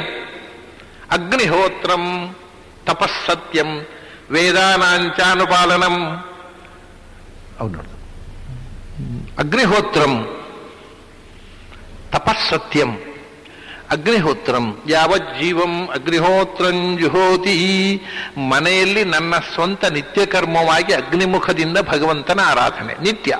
ಅದು ಹಿಂದೆ ನಿತ್ಯ ಅಗ್ನಿಹೋತ್ರ ಮಾಡ್ತಿದ್ರು, ಮನೆಯಲ್ಲಿ ಆ ಬೆಂಕಿ ಆರಬಾರದು, ಅದು ದೀಕ್ಷೆ, ಅಗ್ನಿ ದೀಕ್ಷೆ ತಗೊಳ್ತಿದ್ರು. ಈಗ ಇದು ಆಚರಣೆಯಲ್ಲಿಲ್ಲ. ಅಗ್ನಿಮುಖದಲ್ಲಿ ನಿತ್ಯ ಭಗವಂತನ ಪೂಜೆ, ಅದರಿಂದ ಅಗ್ನಿಹೋತ್ರಿಗಳು ಅಂತ ಹಿಂದೆ ಹೇಳ್ತಿದ್ದೆವು. ಅಥವಾ ನಾವು ಈಗ ಐತಾಳ್ರು ಅಂತ ಹೇಳ್ತೇವಲ್ಲ, ಐತಾಳ ಅನ್ನೋದು ಆಹಿತಾನಲ ಅನ್ನೋ ಶಬ್ದದಿಂದ ಬಂದ, ಅಂದರೆ ನಿತ್ಯ ಅಗ್ನಿಹೋತ್ರ ಮಾಡೋ, ಅಗ್ನಿಯಲ್ಲಿ ನಿತ್ಯ ಹೋಮ ಮಾಡುವವರು ಅಂತ. ನಿತ್ಯ ಅಗ್ನಿಮುಖದಲ್ಲಿ ಭಗವಂತನನ್ನ ಪೂಜಿಸುವವರು. ಅವ್ರನ್ನ ಸೋಮಯಾಜಿಗಳು ಇವರೆಲ್ಲ ನಿತ್ಯ ಮಾಡ್ತಾ ಇದ್ದವರು. ಅಗ್ನಿಹೋತ್ರಂ ತಪಃ, ತಪಸ್ಸು ಅಂದರೆ ವ್ರತಾನುಷ್ಠಾನಗಳು, ಬ್ರಹ್ಮಚರ್ಯಾದಿ ವ್ರತಾನುಷ್ಠಾನಗಳು ಮತ್ತು ನಿರಂತರ ಶಾಸ್ತ್ರದ ಚಿಂತನೆ. ಅಗ್ನಿಹೋತ್ರಂ ತಪಸ್ಸತ್ಯಂ ಪ್ರಾಮಾಣಿಕತೆ. ಇದೇ ಹಿಂದೆ ಯಾವುದು ಪುಷ್ಪ ಆಗಿದೆಯೋ ಅದೇ ಇಷ್ಟ ಆಗ್ತಾ ಇದೆ. ಹಿಂದೆ ಅದನ್ನ ದೇವರ ಪೂಜೆ ಬಡಿಸು. ತಪಸ್ಸತ್ಯಂ ವೇದಾನಾಂಚ ಅನುಪಾಲನಂ. ವೇದಗಳನ್ನು ಅಧ್ಯಯನ ಮಾಡುವುದು, ವೇದದಲ್ಲಿ ಹೇಳಿದಂತೆ ನಡೆಯುವುದು, ವೇದಗಳ ರಕ್ಷಣೆ ಅಂದರೆ ಪಾಠ ಪ್ರವಚನದ ಮೂಲಕ. ಆಮೇಲೆ ಆತಿಥ್ಯಂ ವೈಶ್ವದೇವಂಚ. ಅತಿಥಿ ಸತ್ಕಾರ, ಮನೆಗೆ ಬಂದ ಅತಿಥಿಯನ್ನ ಭಗವಂತನ ವೈಶ್ವಾನರ ಪ್ರವೃತ್ತಿ, ಅಗ್ನಿಯನ್ನು ತಿಳ್ಕೊಂಡು ಸತ್ಕಾರ ಮಾಡೋದು. ವೈಶ್ವದೇವಂಚ ಆತಿಥ್ಯದಲ್ಲಿ ಬಹಳ ಮುಖ್ಯವಾದ ವೈಶ್ವದೇವ. ವೈಶ್ವದೇವ ಅಂದ್ರೆ ಏನು ಗೊತ್ತಾ? ವೈಶ್ವದೇವ ಅಂತಂದ್ರೆ ವೈಶ್ವದೇವದ ಅಂಗವಾಗಿ ಬಲಿಹರಣ ಉಂಟಲ್ಲ, ಬಲಿವಿಕಿರಣ ಅಂತ ಹೇಳ್ತಾರೆ. ಅಂದ್ರೆ ಯಜಮಾನ ಊಟ ಮಾಡುವ ಮುಂಚೆ ಪೂರ್ತಿ ಅಕ್ಕಿ ಕಾಳು ಅನ್ನ ಹೊರಗೆ ಆ ತೋಟದಲ್ಲಿ ವಿಕಿರಣ ಮಾಡ್ತಿದ್ರು. ತೋಟದಲ್ಲಿ ಅದನ್ನು ಹಾಕಿ ಬರೋದು. ಯಾಕೆಂದ್ರೆ ತೋಟದಲ್ಲಿರತಕ್ಕ ಹಕ್ಕಿಗಳು, ಕಾಗೆ, ಅವುಗಳು ಪಾಪ ಉಪವಾಸ ಬೀಳುವುದ ನೋಡಿ. ಹಿಂದಿನವರ ಒಂದು ಪ್ರಾಣಿದಯೆ, ಸರ್ವಭೂತ ದಯಾ ಪುಷ್ಪಂ ಅಂತ. ಆ ನಮ್ಮ ತೋಟದಲ್ಲಿರತಕ್ಕ ಹಕ್ಕಿಗಳಿಗೆ ನಾವು ಹಾಕದೇ ಇದ್ರೆ ಮತ್ತೆ ಯಾರು ಹಾಕಬೇಕು? ಅದಕ್ಕೆ ಅದರಿಂದ ಹಿಂದಿನ ಕಾಲದಲ್ಲಿ ಒಂದು ತಮಾಷೆ ನೋಡಿ, ನಾನು ಕಣ್ಣಾರ ನೋಡಿದ್ದೇನೆ. ನಾವು ದಿನಾಲು ಹಕ್ಕಿಗಳಿಗೆ ಆಹಾರ ಹಾಕ್ತಾ ಇದ್ರೆ ಮತ್ತು ಈ ಪಿಂಡ ಪ್ರದಾನ ಮಾಡೋ ಶ್ರಾದ್ದ ದಿವಸ ಉಂಟಲ್ವ, ಶ್ರಾದ್ದದ ದಿವಸ ಯಜಮಾನಿಗಾದರೂ ಅಪ್ಪನ ಶ್ರಾದ್ದ ಯಾವತ್ತು ಅಂತ ಪಂಚಾಂಗ ನೋಡದೇ ಇದ್ರೆ ಮರೆತು ಹೋದಿತ್ತು. ಆವತ್ತು ಕಾಗೆಗಳು ತಯಾರು ಮರದಲ್ಲಿ, ಅವುಗಳಿಗೆ ಪಂಚಾಂಗ ನೋಡದೇ ಗೊತ್ತು. ಆ ಪಕ್ಕ ಪಕ್ಷಿಗಳಿಗೆ ಯಾವತ್ತು ಪಿಂಡ ಪ್ರದಾನ ಮಾಡಿದ ದಿವಸ ಪಿಂಡ ಹೊರಗಿಡ್ತಾರೆ. ಕಾಗೆಗಳು ಆ ಹೊತ್ತಿಗೆ ತಯಾರು, ಈಗ ಬರೋಲ್ಲ, ಅವುಗಳಿಗೂ ದೊಡ್ಡ ಸಿ ಬಂದಿದೆ, ಮತ್ತೆ ಅವು ವಲಸೆ ಹೋಗಿದೆ, ಎಲ್ಲೆಲ್ಲೇ ಹೋಗಿದ್ದಾವೆ ಈಗ. ಮುಂಚೆ ಹಾಗಲ್ಲ, ಯಾವ ಮನೆಯಲ್ಲಿ ಶ್ರಾದ್ದ ಉಂಟೋ ಅವರ ತೋಟದಲ್ಲಿ ಕಾಗೆಗಳು ತಯಾರು. ಇವರು ಇದು ಪುರೋಹಿತರ ಮಂತ್ರ ಕೇಳಿದ ತಕ್ಷಣ ಬಂದಾಯ್ತವು. ಇಷ್ಟು ಒಂದು ಲಿಂಕ್ ನೋಡಿ, ಪ್ರಾಣಿಗಳ ಜೊತೆಗೆ ಮನುಷ್ಯನಿಗೆ ಇದ್ದ ಸಂಬಂಧ ಇದು. ಬರೀ ಅನ್ನದರಣ, ಆಹಾರ ಸಿಗುತ್ತೆ, ಬೇರೆ ಏನು ಗೊತ್ತಿಲ್ಲ ಪಾಪ ಅವುಗಳಿಗೆ. ಹಾಗೆ ನೀವು ದಿನಾ ವೈಶ್ವದೇವ ಮಾಡಿ ಬಲಿಹರಣ ಮಾಡ್ತಾ ಇದ್ದರೆ, ಆ ಮಧ್ಯಾಹ್ನ ಬಲಿಹರಣ ಮಾಡೋ ಹೊತ್ತಿಗೆ ತೋಟದಲ್ಲೆಲ್ಲ ಹಕ್ಕಿಗಳ ಚಿಲಿಪಿಲಿ, ಕಾಗೆ ಅಂತೂ ಉಂಟಲ್ಲ, ಏನು ಆನಂದ ರೀ ಆ ಹಕ್ಕಿಗಳೇ. ಕೃತಜ್ಞರಾದ ಮನುಷ್ಯರಿಗೆ ತಿನ್ನಿಸುವುದಕ್ಕಿಂತ ವಾಸಿ ಅಲ್ವಾ ಅದು? ಅವು ಪಾಪ ಏನು ಸಂತೋಷ ಪಡ್ತಾರೆ. ಅವುಗಳು ಇವತ್ತು ತಿಂದು ನಮಗೆ ದ್ವೇಷ ಬಗೆಯವನು, ತಿಂದು ಟೀಕೆ ಮಾಡುವವರು, ಅದಕ್ಕಿಂತ ವಾಸಿ ಅಲ್ವಾ? ಎಂದೂ ತಿಂದ ಅನ್ನ ಹಾಕಿದ ಮನೆ ಟೀಕೆ ಮಾಡೋಲ್ಲ ಪ್ರಾಣಿಗಳು ಪಕ್ಷಿಗಳು. ಅದು ನಮ್ಮ ತೋಟದಲ್ಲಿರುವ ಹಕ್ಕಿ ಪಕ್ಷಿಗಳಿಗೆ, ನಮ್ಮ ತೋಟದಲ್ಲಿರತಕ್ಕಂಥ ಬೆಕ್ಕು ನಾಯಿಗಳಿಗೆ ನಾವೇ ಅನ್ನ ಹಾಕುವುದೇ ವೈಶ್ವದೇವದ ಮುಖ್ಯ ಉದ್ದೇಶ. ಅದು ಒಂದು. ಇದೆಲ್ಲ ನನ್ನ ಇಷ್ಟವಾದ ಕೆಲಸ ಅನ್ನೋದು. ಅದು ನನಗೆ ಇಷ್ಟ ಅಂದ್ರೆ ಪ್ರಿಯ ಅಂತ ಅಷ್ಟೇ ಅರ್ಥ ಅಲ್ಲ. ಇಷ್ಟ ಅಂದ್ರೆ ಯಜನಂ, ನಾನು ಮಾಡತಕ್ಕ ದೇವರ ಪೂಜೆ, ನನ್ನ ವೈಯಕ್ತಿಕ ಉದ್ಧಾರಕ್ಕೋಸ್ಕರ. ಹೀಗೆ ಒಂದು ಇಷ್ಟಾಪೂರ್ತದ ಬಗ್ಗೆ ಬಹಳ ರೋಚಕವಾಗಿರತಕ್ಕಂಥ ವಿವರಣೆಯನ್ನ ಕೊಟ್ಟು, ಆಮೇಲೆ ನಮ್ಮಲ್ಲಿ ಎಲ್ಲ ತುಂಬಾ ಕಡೆ ಇದೆ ಇದು. ಭಾರತದಲ್ಲಿ ಈ ಪ್ರಶ್ನೆಯನ್ನ ಧರ್ಮರಾಜ ಕೇಳಿದ್ದಾನೆ. ದೈವ, ನಾವು ಎಲ್ಲ ದೈವದ ಆಟ, ನಾವು ಏನು ಮಾಡ್ಲಿಕ್ಕೆ ಬರುತ್ತೆ ಅಂತ ಮಾತಾಡ್ತಾರೆ ಜನರು. ದೈವವನ್ನು ನಮಗೆ ಕೂತ್ಕೊಂಡ್ರೆ ಆಗತ್ತಾ, ನಮ್ಮ ಪ್ರಯತ್ನ ನಾವು ಮಾಡಬೇಕು ಅಂತ ಕೆಲವರು. ಈ ದೈವ ಮತ್ತು ಪೌರುಷ, ಇದರ ನಿಜವಾದ ಸಂಗತಿ ಏನು? ನಾವು ದೈವವನ್ನು ನಂಬಿ ಸುಮ್ಮನೆ ಕೈ ಚೆಲ್ಲಿ ಕೂಡಬೇಕಾ, ಅಥವಾ ನಮ್ಮ ಪೌರುಷ, ನಮ್ಮ ಏನು ಪುರುಷ ಶಕ್ತಿ ಇದೆ ಅದನ್ನು ಯಥಾಶಕ್ತಿ ನಾವು ಮಾಡಬೇಕು? ದೈವ ಅನ್ನೋದು ಸೆಕೆಂಡರಿ, ಅದನ್ನು ನಾವು ತಲೆಗೆ ಹಚ್ಚಿಕೊಳ್ಳದೆ ನಡ್ಕೋಬೇಕು, ಏನು ಮಾಡಬೇಕು? ಮತ್ತೆ ದೈವ ಅಂದ್ರೆ ಎಂಥದ್ದು? ಎಲ್ಲ ದೈವ ಅಂತ ಈ ತಾನೆ ಹಣೆ ಮುಟ್ಕೋತಾರೆ. ಅಂದ್ರೆ ದೈವ ಅಂದ್ರೆ ಹಣೆಯಲ್ಲಿ ಕೂತಿದ್ದೇವೆ. ದೈವ ಏನದ? ದೈವ ಅಂದ್ರೆ ಏನು? ದೈವ ಅಂತ ಹೇಳ್ತಾರೆ, ವಿಧಿ ಅಂತಾರೆ, ಹಣೆ ಬರಹ ಅಂತಾರೆ, ಪ್ರಾರಬ್ಧ ಕರ್ಮ, ಅದೆಲ್ಲ ಒಂದೇ. ದೈವ ಅಂತಂದ್ರೆ ದೇವರು ಅಂತ ಅರ್ಥ ಅಲ್ಲ ಅಲ್ಲಿ. ದೈವ ಪುರುಷಕಾರ ಅಂದ್ರೆ ದೈವ ಶಬ್ದದ ನಿಜವಾದ ಅರ್ಥವೇ ಬಹಳ ಜನಕ್ಕೆ ಗೊತ್ತಿಲ್ಲ. ಸ್ವಮೇವ ಕರ್ಮ ದೈವಾಖ್ಯಂ ವಿಧಿ ಪೂರ್ವ ದೇಹಾಂತರಾರ್ಜಿತ ಅಂತ. ನಾನು ಹಿಂದಿನ ಜನ್ಮದಲ್ಲಿ ಮಾಡಿದ ಕರ್ಮಕ್ಕೆ ದೈವ ಅಂತ ಹೆಸರು. ಅದರಿಂದ ನಾನು ಮಾಡಿದ ಕರ್ಮವೇ ನನ್ನ ದೈವ, ನನ್ನ ವಿಧಿ, ನನ್ನ ಹಣೆ ಬರಹ, ನನ್ನ ಪ್ರಾರಬ್ಧ ಕರ್ಮ. ಅಂದ್ರೆ ದೈವ ಅಂದ್ರೆ ಏನು ಮಾಡೋದು? ಎಲ್ಲ ದೈವದ ಕೈಯಲ್ಲಿ. ದೈವದ ಕೈಯಲ್ಲಿಂದ ದೇವರ ಕೈಯಲ್ಲಿ ಅಂತ ಅರ್ಥ ಅಲ್ಲ. ನಾನು ಏನು ಈಗ ಪಡೀತೇನೆ ಅದು ನಾನು ಮಾಡಿದ ಕರ್ಮದ ಫಲ ಅಷ್ಟೇ.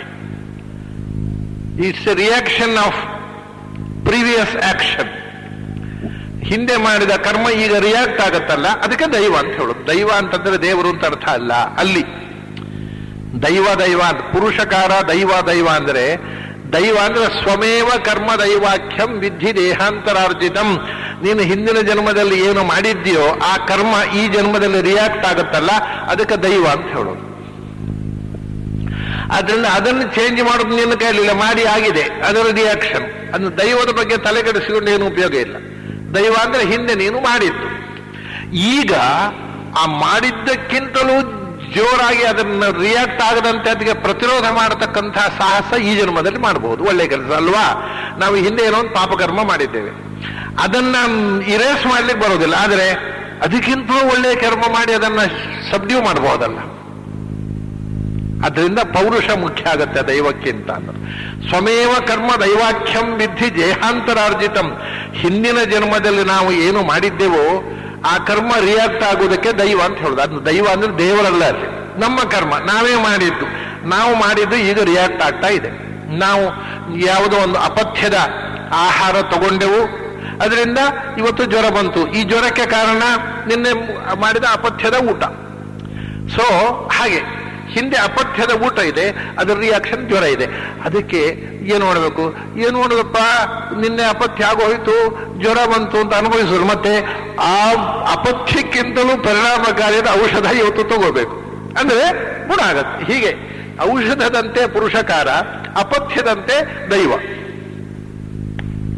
ಹೇಳ್ತಾರೆ, ಬಹಳ ಸುಂದರವಾಗಿದ್ದಾರೆ ಇವೆಲ್ಲ ಸಂಗತಿಗಳು, ಎಷ್ಟು ಚಂದ ಎಕ್ಸ್ಪ್ಲೇನ್ ಮಾಡ್ತಾರೆ ಅದನ್ನ. ಸ್ವಮೇವ ಕರ್ಮ ದೈವಾಖ್ಯಂ ವಿಧಿ ದೇಹಾಂತರ. ಹಿಂದಿನ ಜನ್ಮದಲ್ಲಿ ಮಾಡಿದ ಅಪಥ್ಯ ಈ ಜನ್ಮದ ರೋಗಕ್ಕೆ ಕಾರಣ ಆಯಿತು. ಅದಕ್ಕೇನು ಮಾಡಬೇಕು? ದೈವ ಹಿಂದೆ ಅಪಥ್ಯ ಮಾಡಿ ಆಗಿದೆ, ಅದನ್ನೇನು ಮಾಡ್ಲಿಕ್ಕೆ ಆಗುದಿಲ್ಲ. ಮತ್ತೆ ಈಗ ತಸ್ಮಾತ್ ಪೌರುಷಮೇವೇಹ ಶ್ರೇಷ್ಠ ಮಾಹು ವಿಚಕ್ಷಣ. ಅದರಿಂದ ಶ್ರೇಷ್ಠವಾದದ್ದು ಯಾವುದು ಅಂತಂದ್ರೆ ದೈವ ಅಲ್ಲ, ಪೌರುಷ.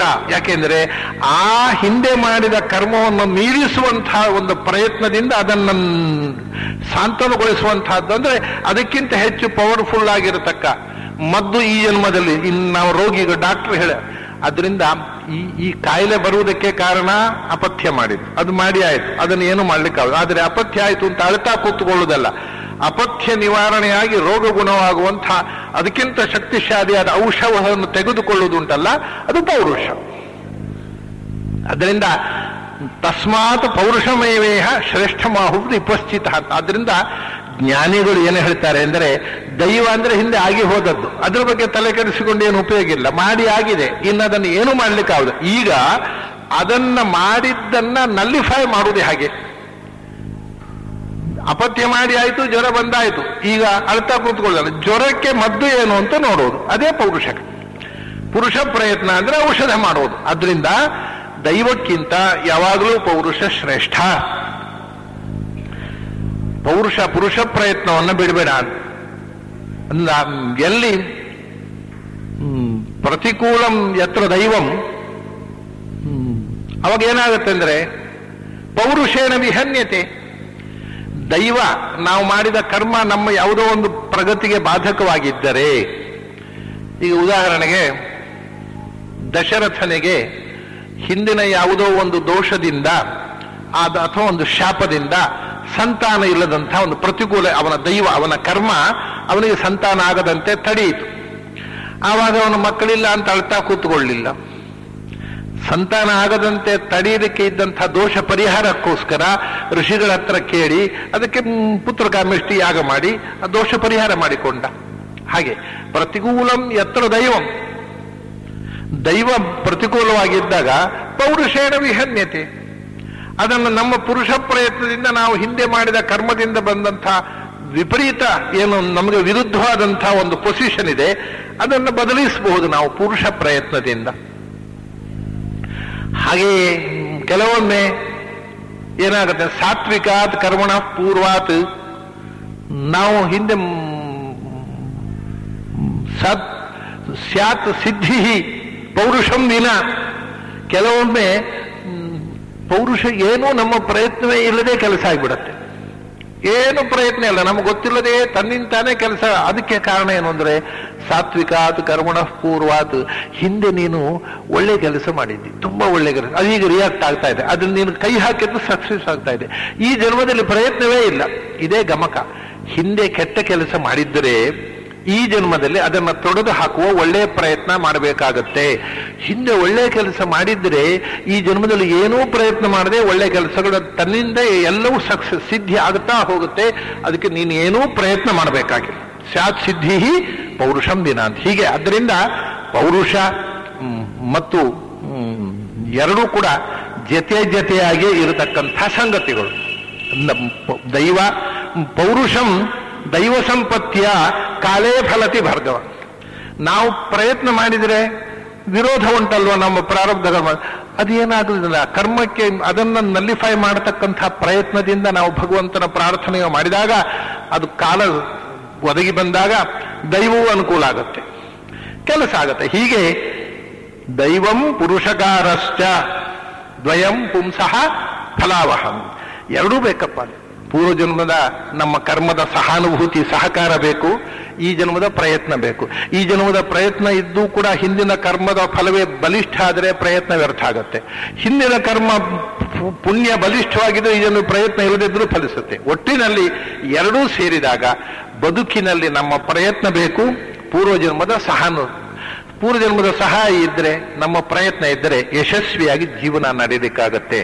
ಇದು ಕರ್ಮ ಮತ್ತು ಪುರುಷಕಾರ ಮತ್ತು ದೈವದ ಬಗ್ಗೆ ಬಹಳ ಸುಂದರವಾಗಿರತಕ್ಕಂಥ ಒಂದು ಚಿತ್ರಣವನ್ನು ಕೊಡತಕ್ಕಂಥ ಅಗ್ನಿ ಪುರಾಣದ ಈ ಭಾಗದ ಜೊತೆಗೆ ನಮ್ಮ ಇವತ್ತಿನ